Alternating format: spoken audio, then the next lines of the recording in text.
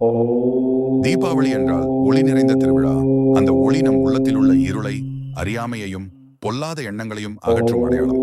இந்த நாளின் பின்னணி கதையே நரகாசுரன் வதம். பூதேவியும் விஷ்ணுவும் சேர்ந்து பெற்ற மகன்தான் நரகாசுரன். அவன் அறிவிலும் வீரத்திலும் சிறந்தவன். ஆனால் பெருமை, ஆசை, அகந்தை ஆகியவை அவனை கெடுத்தன.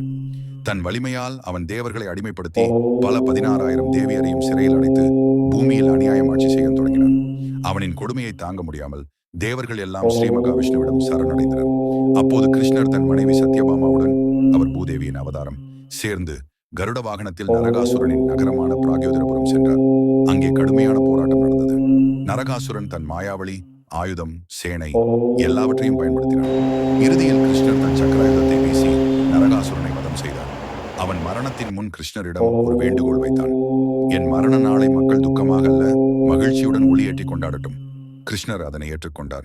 அதன் நினைவாக இன்று நாம் தீபாவளி என்று கொண்டாடுகிறோம். ஒளியை ஏற்றி துன்மையை ஒழித்து நன்மையை வரவேற்கும் நாள். இந்த கதை நமக்கு கற்பிக்கிறது, அகந்தை எப்போதும் அழிவை தரும், ஒளி, அறிவு, நன்மை எப்போதும் இருளை, தீமை, அறியாமை வெல்லும். ஒவ்வொருவரின் உள்ளிலும் ஒரு நரகாசுரன் உள்ளது. அதை ஒளியால், அன்பால், தர்மத்தால் அழிக்க வேண்டும்.